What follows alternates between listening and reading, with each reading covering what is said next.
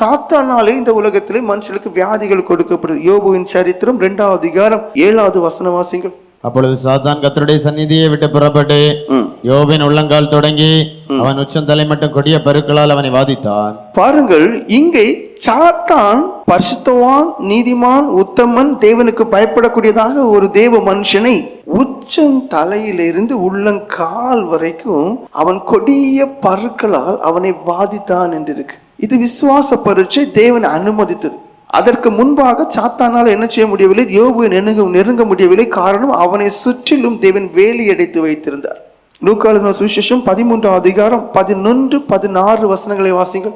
அப்பொழுது 18 வருஷமாய் பலவீனப்படுத்தும் ஆவியை கொண்ட ஒரு ஸ்திரீ அங்கே இருந்தாள். பாருங்கள், ஒரு ஸ்திரீ, அவள் 18 வருஷமாய் அவள் எவ்வளவு நிமிரக்கூடாத கூனியா இருந்தாள். பாருங்கள், 18 வருஷம் இந்த எலும்பு அப்படியே கூனி இருக்கக்கூடிய ஒரு நிலைமை. 16வது வசனம் வாசிங்க. இதோ சாத்தான் 18 வருஷமாய் கட்டியிருந்த ஆபிரகாமின் குமாரத்தி ஆகிய இவளை ஓய்வு நாளில் இந்த கட்டிலிருந்து அழித்து விட வேண்டியதில்லையா என்றார். பாருங்க, சரீரம் அப்படியே பெண்ட் ஆகுது.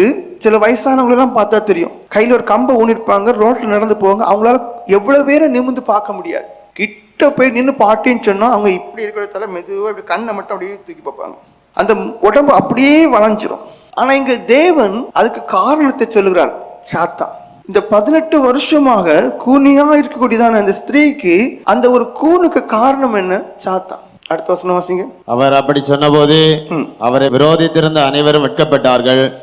சில காரியங்களை சொல்லும் போது ஏத்துக்கிட தயங்குவாங்க, ஆனா ஏத்துக்கொண்டுதான் ஆகும். சில வியாதிகள் தேவன் அனுமதிக்க கூடியதா இருக்கு, சில வியாதிகள் சாத்தானாலே கொடுக்கப்படக்கூடியதா இருக்கு. லூக்கா எழுதின சுவிசேஷம் 11வது அதிகாரம் 14வது வசனம் வாசிங்க. பின்பு அவர் ஊமையாயிருந்த ஒரு பிசாசை துரத்தினார். பிசாசு புறப்பட்டு போன பின்பு ஊமையன் பேசினான். ஜனங்கள் ஆச்சரியப்பட்டார்கள். பாருங்கள், ஊமையன் என்று சொல்லுகிறோம்.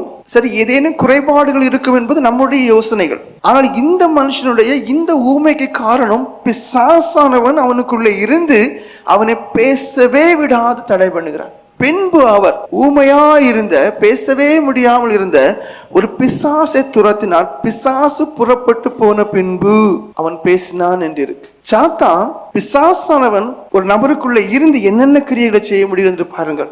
உச்சன் தலையிலிருந்து உள்ளங்கால் வரைக்கும் என்ன செய்கிறான்?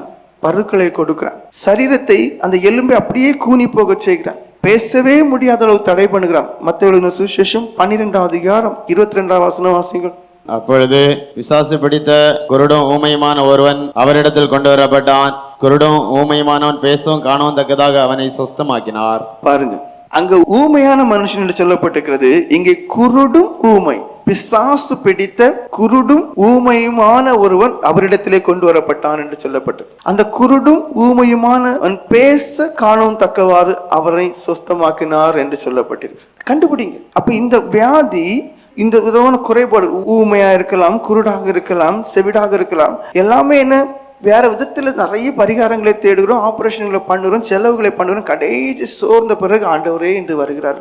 ஆனால் முதலையே தேவ சமூகத்திலே தேடி, ஆண்டவரே என் வீட்டில் என்ன தோஷம் இருக்கிறது, என்ன சாபம் இருக்கிறது, ஏன் எங்களுக்கு மட்டும் பிறக்கிற குழந்தைகள் இப்படி இருக்கிறது என்று தேவ சமூகத்திலே கதறுவார், கண்ணீர் வடிப்பார். யாருமே கிடையாது. காரணங்களை கண்டுபிடிக்க வேண்டும், தேவ சமூகத்திலே அழ வேண்டும்.